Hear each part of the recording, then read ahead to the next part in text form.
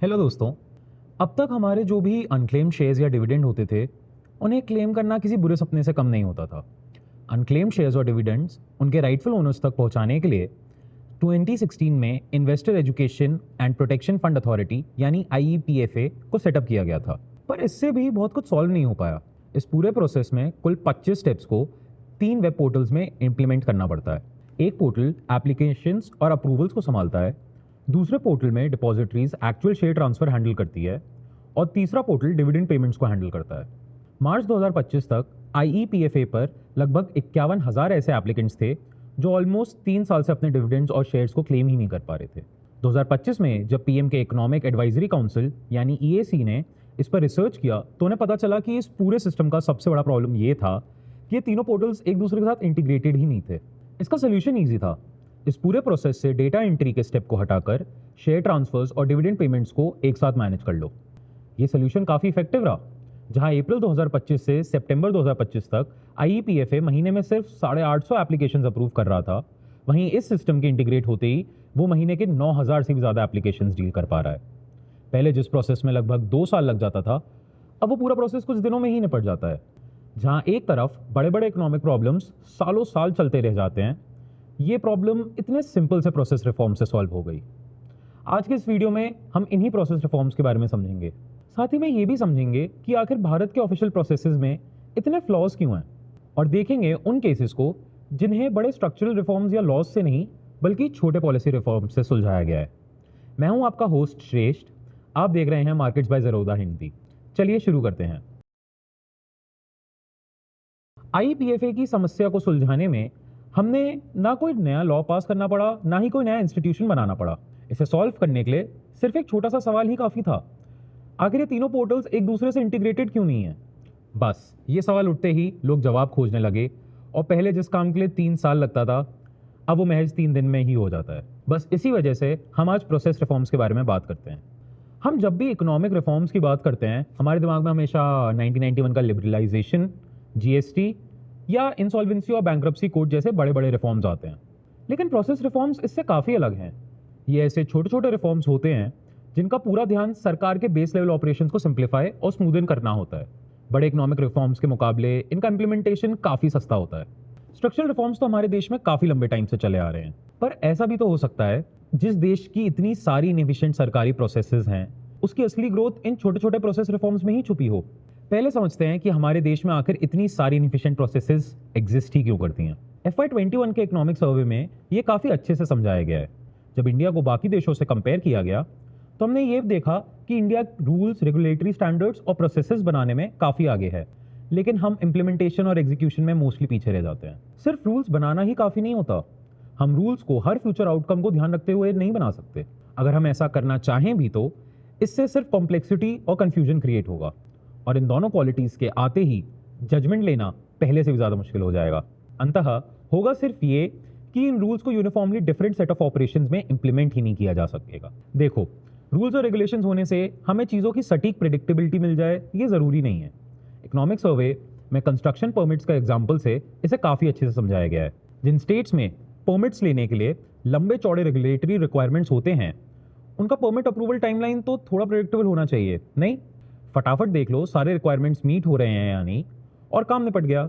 लेकिन ऐसा नहीं है। इकोनॉमिक सर्वे के हिसाब से जितने ज़्यादा रिक्वायरमेंट्स होंगे, हर एप्लीकेंट के लिए परमिट मिलने का प्रोसेस उतना ही अलग होगा।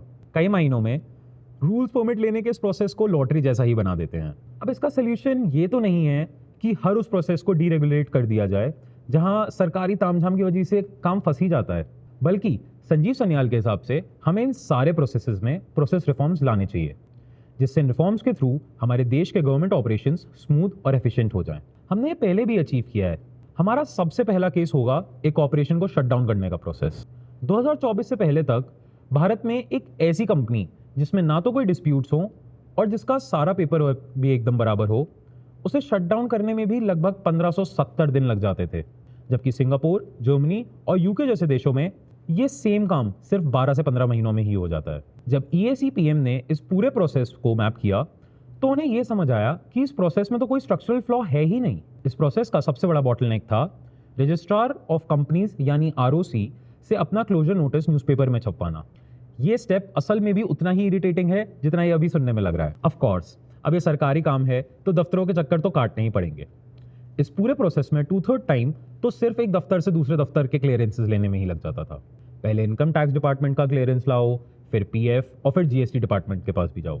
लेकिन ये सिस्टम का सबसे बड़ा फ्लॉ नहीं था। देखो, न्यूज़पेपर में क्लोजर नोटिस डालना आरओसी को थोड़ा महंगा पड़ जाता है। चाहे सिर्फ एक क्लोजर नोटिस हो या पूरा बैच, आरओसी को उतने ही पैसे देने पड़ते हैं। इस वजह से आरओसी इन क्लोजर नोटिस को तभी पब्लिश करवाती है जब उनके पास एक पूरा बैच ऑफ नोटिस इकट्ठा हो। इससे कंपनीज को एक और दिक्कत होती है, आरओसी कितने लंबे टाइम तक अपना क्लोजर नोटिस अटका के रखता है, इस पे अपना कोई कंट्रोल नहीं। लेकिन प्रोसेस रिफॉर्म के थ्रू हमने इस चैलेंज को सॉल्व कर लिया।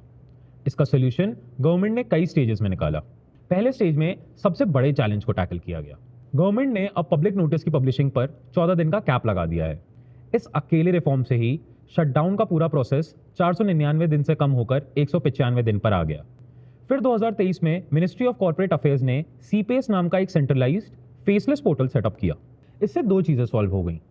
पहली कि इस रिफॉर्म ने आपका एप्लीकेशन किसी नोडल ऑफिसर के पास कितने दिन तक रह सकता है उस पर एक फिक्स टाइमलाइन लगा दिया। और दूसरा, कोई भी नोडल ऑफिसर आपसे 2 बार से ज़्यादा डॉक्यूमेंट्स का रीसबमिशन नहीं मांग सकता। एज अ रिजल्ट 2024 में इस पूरे जर्नी का प्रोसेसिंग टाइम अब 60 दिन पर आ गया। सीपेस के आने से 2023 से लेकर अब तक 38,000 कंपनीज का शटडाउन स्मूथली हो पाया है। हमारा दूसरा केस है पेटेंट डिपेंडेंसी का।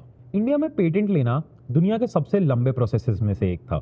हमारी एवरेज पेंडेंसी दुनिया की मेजर इकोनॉमीज में सबसे ज़्यादा थी, एट अराउंड 5 ईयर्स। लेकिन इसमें मेन कल्प्रेट पेटेंट लॉ नहीं था, बल्कि हमारी स्टाफ कैपेसिटी। जहां एक तरफ चाइना में 13,700 और यूएस में 8100 स्टाफ पेटेंट एप्लीकेशन के प्रोसेस करते थे, हमारे भारत में इसके लिए सिर्फ 900 स्टाफ ही अवेलेबल था। इसे सॉल्व करने के लिए कुछ साल पहले जूनियर लेवल पे एग्जामिनर्स को ऐड किया गया, लेकिन इससे भी कोई खास फायदा नहीं हुआ। जूनियर लेवल पे एप्लीकेशंस क्लियर होकर सीनियर लेवल पे जाके अटक जाते थे। इसे सॉल्व करने के लिए रिफॉर्म्स के थ्रू ओवरऑल स्टाफ कैपेसिटी को बढ़ाकर ट्रिपल किया गया। एमएसएमईज और स्टार्टअप्स के लिए पेटेंट फाइलिंग फीस को 80% से कम किया गया और सबके लिए ई फाइलिंग को मैंडेटरी कर दिया गया।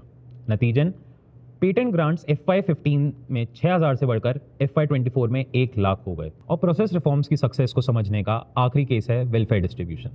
इंडिया के वेलफेयर डिस्ट्रीब्यूशन में डिलीवरी एक बहुत बड़ा चैलेंज था। जहां सरकार वेलफेयर के लिए 3 रुपया 65 पैसा खर्च करती थी, वहीं गरीब आदमी तक सिर्फ 1 ही रुपया पहुंच पाता था। यानी हर 1 रुपए की सब्सिडी से हम मददगारों तक सिर्फ 27 पैसे ही पहुंचा पा रहे थे। पब्लिक डिस्ट्रीब्यूशन सिस्टम जिससे नीडी फैमिलीज तक फूड ग्रेन्स पहुंचाना था, उसमें भी लगभग 58% तो आइडेंटिफिकेशन एरर्स, डुप्लीकेट बेनिफिशियरीज और मिडिलमैन में ही गायब हो जाता था। इसे फिक्स करने के लिए सरकार कोई बहुत बड़ा रिफॉर्म नहीं लाया। इसके लिए उन्होंने आधार कार्ड, जनधन और मोबाइल लिंकिंग जैसे छोटे छोटे इनिशिएटिव्स लिए। वेलफेयर बेनिफिट्स अब डायरेक्टली बेनिफिशियरीज के पास पहुंचने लगे। इस डायरेक्ट बेनिफिट ट्रांसफर सिस्टम की वजह से सरकार का सिर्फ 3,48,000 करोड़ रुपए ही नहीं बचा, इससे हमें 420 लाख फेक राशन कार्ड्स को भी अपने सिस्टम से एलिमिनेट करने का मौका मिला और इस बेनिफिट का कवरेज भी 16 गुना बढ़ गया। ये तो हमने सिर्फ 3 ही केसेस डिस्कस किए हैं, लेकिन ऐसे कई सारे छोटे बड़े केसेस हैं जिन्हें पॉलिसी रिफॉर्म से काफ़ी फायदा हुआ है। पॉलिसी रिफॉर्म्स के through government e market place यानी जेम में ट्रांसपेरेंसी आ गई, जिससे अमेजॉन और फ्लिपकार्ट के मुकाबले इस प्लेटफॉर्म पे एवरेज प्राइसेस 15 से 20% तक कम हो गए। आईटी बीपीओ सेक्टर के टेलीकॉम रेगुलेशंस को भी 40 पेज से घटाकर 5 पेज पर ला दिया गया। नासकॉम के एक सर्वे के हिसाब से 92% कंपनीज के लिए इससे कंप्लाइंस बर्डन काफ़ी गिर गया। भारतीय कंप्लाइंस इकोसिस्टम आज काफ़ी डेंस हो चुका है। गिने जाएं तो इंडिया में ऐसे कई केसेस हैं जो मानो ऐसे छोटे रिफॉर्म्स के इंतजार में ही बैठे हों। 2025 की एक स्टडी के हिसाब से मैन्युफैक्चरिंग एमएसएमईज हर साल 1450 से भी ज़्यादा रेगुलेटरी ऑब्लिगेशंस फेस करती हैं। इन्हें 48 अलग रजिस्टर्स में मेंटेन भी करना पड़ता है और सिर्फ इतना ही नहीं, ये हर साल लगभग 13 से 17 लाख कंप्लाइंस पर ही खर्च कर देती हैं।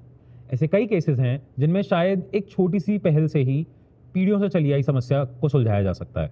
आपको क्या लगता है, और किन किन समस्याओं को पॉलिसी रिफॉर्म की ज़रूरत है? आगे आप कौन से टॉपिक्स पर वीडियोज़ देखना चाहते हो, ये हमें कमेंट सेक्शन में ज़रूर बताना। अगर वीडियो आपको इन्फॉर्मेटिव लगा तो इसे लाइक और शेयर ज़रूर करना। ऐसी और वीडियोज़ के लिए चैनल को सब्सक्राइब भी कर लेना। आज के लिए इतना ही, मिलते हैं अगले वीडियो में।